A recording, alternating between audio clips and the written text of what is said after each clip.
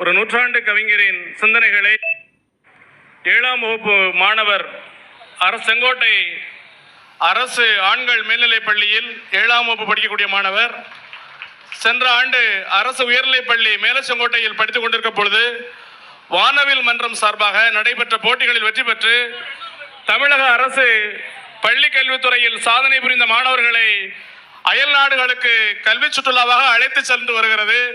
அதில் சிறப்பாக பங்கேற்று இந்த மாணவர் சீனாவின் தலைநகர் சாங்காய் சென்று அனைவருக்கும் பெருமை சேர்த்தார். பெற்றோர்கள் இருவரும் அரசு பள்ளி ஆசிரியர்கள். அரசு பள்ளி அனைவருக்குமான அடிப்படை பள்ளி என்பதை இத்தருணத்தில் பெருமையாக கூறி மாணவரை பாராட்டுகிறோம். ஒரு புத்தகத்தோடு வாழ்த்துக்கள், பாராட்டுக்கள்.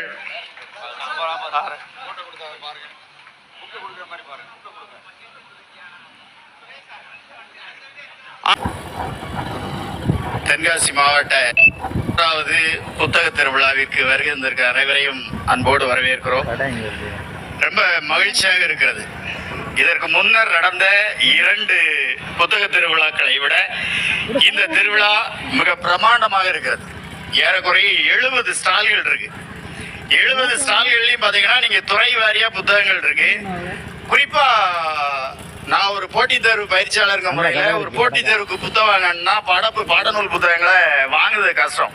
ஒவ்வொரு நூலுக்கும் ஒரு இமெயில் தயார் பண்ணி வாங்கணும். 5 நூல்களுக்கு மேல வாங்க முடியாது. ஆனால் தமிழ்நாடு பாடநூல் கழகம் தனியாக ஒரு ஸ்டால் போட்டிருக்கு. முதல் நாள் வியாபாரமே 48,000 ரூபாய்க்கு வித்திருக்கு.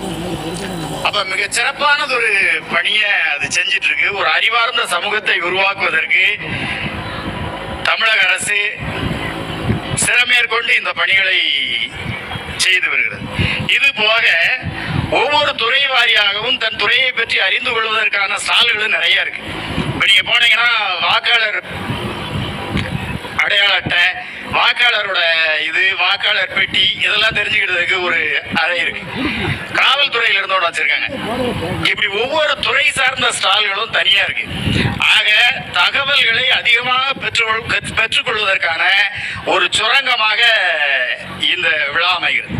இதை தாண்டி என்ன இருக்கு அப்படின்னு பார்த்தோம்னா, ஏன் நம்ம வாசிக்கணும் அப்படிங்கிறத ஊக்கப்படுத்துவதற்கு நிறைய பேச்சாளர்கள், நிறைய கவிஞர்கள், நிறைய எழுத்தாளர்கள், நிறைய படைப்பாளிகள், கலை இலக்கிய தொடர்புடைய ஆளுமைகள் அத்தனை பேர் இங்க வந்து கலந்துக்கிட்டாங்க. நம்ம வெறுமனே யூடியூப்லயும் பேஸ்புக்லயும் பார்க்கக்கூடிய பிரபலங்களை இன்னைக்கு நம்ம ஊர்ல நேரடியா பார்க்கும். இன்னைக்கு கூட வரக்கூடிய 2 பிரபலங்களும் மிகச்சிறந்த பிரபலங்கள். குறிப்பா ஐயா இறையன்பவர்கள், அடுத்ததாக வருகிற சகோதரி பர்வீன் சுல்தான் அவர்கள் எல்லாம் நம்ம நேரடியா அடிக்கடி கண்டுபிடிக்க முடியாத பிரபலங்கள். அவருடைய பேச்செல்லாம் நம்ம கேட்கணுங்கிறதுக்கு, ஒரு நல்ல சமூகத்தை உருவாக்குறதுக்கு இந்த அரசு பாடுபட்டு வருகிறது. நாமும் நிறைய நம்முடைய குழந்தைகளுக்கும் நம்முடைய உறவினர்களுக்கும் நமக்கும் தேவையான நூல்களை வாங்கி பயனடைய வேண்டுகிறேன். நன்றி.